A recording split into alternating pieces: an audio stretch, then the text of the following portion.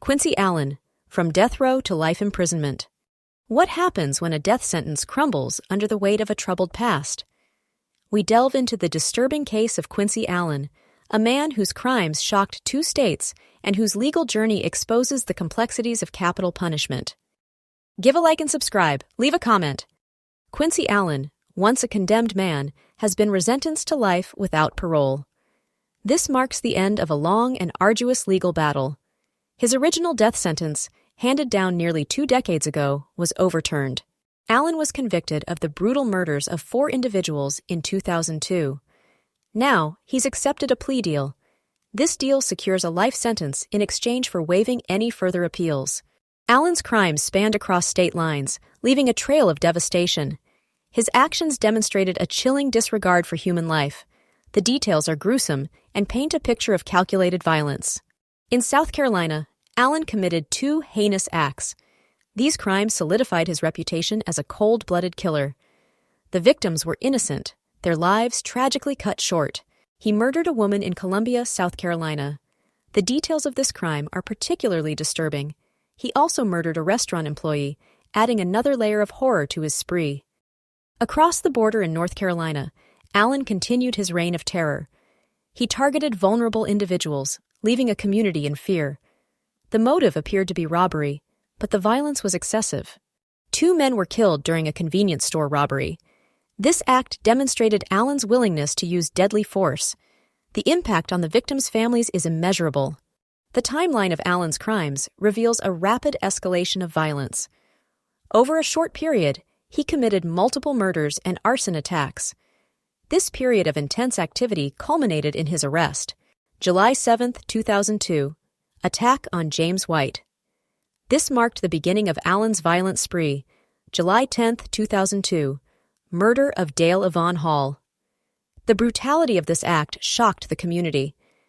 August 8, 2002. Murder of Jedediah Har. Another life was senselessly taken. August 9, 2002. Arson attacks on vehicles. Allen's crimes extended beyond murder. August 12, 2002. Murders of Richard Calvin Hawks and Robert Shane Rausch. The convenience store robbery turned deadly. August 14, 2002. Allen's arrest. His reign of terror finally came to an end. The legal proceedings surrounding Allen's case were complex and lengthy. His initial sentencing was followed by years of appeals. The courts grappled with issues of mental health and due process. Originally, Allen received the death penalty for the South Carolina murders. He also received a life sentence for the North Carolina murders. These sentences reflected the severity of his crimes. However, a federal appeals court overturned the death sentence in 2022. The reason cited was a critical oversight during the original trial. This decision opened the door for a new sentencing agreement. The trial judge had failed to adequately consider Allen's psychiatric issues. These issues stemmed from a deeply troubled childhood. This failure raised questions about the fairness of the original trial. Prosecutors, facing the prospect of another lengthy trial, agreed to a life sentence. This decision was made instead of pursuing the death penalty again. It was a pragmatic choice, given the circumstances. Allen accepted the deal, waiving all future appeals. This effectively ended his legal challenges. He will now spend the rest of his life in prison. The case of Quincy Allen highlights the complexities of the death penalty in South Carolina. The state has struggled to carry out executions in recent years. Legal challenges and logistical issues have created a state of limbo. The death penalty has been in limbo for 13 years in South Carolina. This extended period without executions has raised questions about its future. The state's attempts to revive the practice have been met with resistance. The primary reason for the delay is the expiration of the lethal injection drug supply. The state has been unable to secure the necessary drugs. Suppliers have refused to continue without anonymity. The state has attempted to revive executions through legislative action. They passed a shield law to protect the identity of drug suppliers. They also changed the lethal injection method. Furthermore, the state authorized executions by firing squad and electric chair. These measures were intended to provide alternative methods of execution. However, their legality is currently under review. The South Carolina Supreme Court is reviewing the legality of these measures. This review will determine the future of capital punishment in the state. The outcome remains uncertain. Allen's resentencing has a direct impact on the population of death row inmates. It reduces the number of individuals awaiting execution. This reflects a broader trend of declining death sentences and successful appeals. Allen's resentencing reduces the death row population to 32. This is a significant decrease from previous years. The number of inmates on death row has been steadily declining. In 2011, the death row population was 63. This represents a substantial reduction over the past decade. Several factors have contributed to this decline. The last execution in South Carolina was in 2011. This highlights the challenges the state has faced in carrying out capital punishment. The lack of executions has created a sense of uncertainty. The reduction in death row population can be attributed to several factors. These include inmates dying of natural causes. Successful appeals, like Allen's case, have also played a significant role. The details of Quincy Allen's background are particularly disturbing. His path to becoming a murderer was influenced by his experiences in prison. He claimed to have been inspired by a fellow inmate.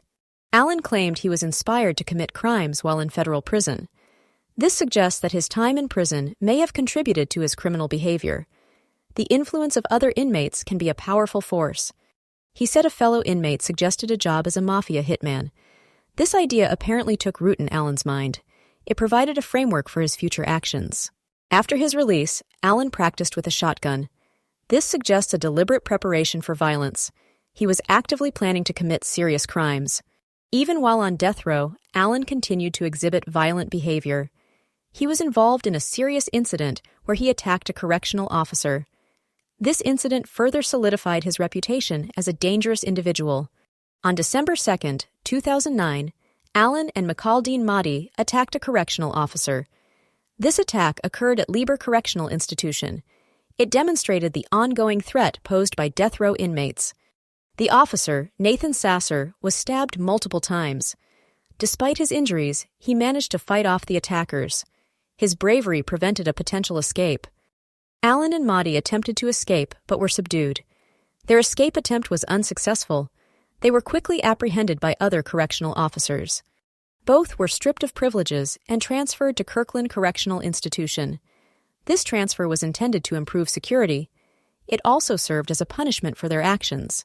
Sasser suffered from PTSD and anxiety attacks as a result of the attack. The psychological impact of the incident was significant. He continues to deal with the trauma. Assault charges were dropped due to their existing death sentences. Prosecutors likely felt that additional charges were unnecessary. The existing sentences were already the most severe possible. Mahdi is scheduled to be executed in 2025 for a separate murder. This highlights the complex and often intertwined nature of these cases. The wheels of justice continue to turn, albeit slowly. Allen's journey through the legal system was marked by reversals and compromises. His initial death sentence was overturned, leading to a plea deal. This deal ultimately determined his fate. Allen was initially sentenced to death for the South Carolina murders. This sentence reflected the severity of his crimes. However, it was not the end of the legal process. His scheduled execution was stayed by the South Carolina Supreme Court. This stay provided him with an opportunity to appeal his conviction. It also highlighted the legal challenges surrounding capital punishment. The Fourth Circuit Court of Appeals overturned his death sentence. This decision was based on the failure to consider his psychiatric issues. It paved the way for a new sentencing agreement. Allen accepted a plea deal for life imprisonment in exchange for waiving appeals. This deal brought closure to a long and complex case. He will now spend the rest of his life behind bars. The case of Quincy Allen serves as a stark reminder of the complexities of the criminal justice system. It raises important questions about mental health, due process, and the death penalty. His story is a disturbing chapter in the annals of true crime. The Quincy Allen case is a chilling example of how a troubled past can intersect with a brutal present. His journey from death row to life imprisonment underscores the ongoing debate surrounding capital punishment and the importance of considering mental health in legal proceedings. If you found this analysis insightful, please like this video and subscribe to our channel for more in-depth explorations of true crime cases. Share this video with others who are interested in the legal and ethical complexities of the criminal justice system. Let's continue the conversation and learn from these disturbing events.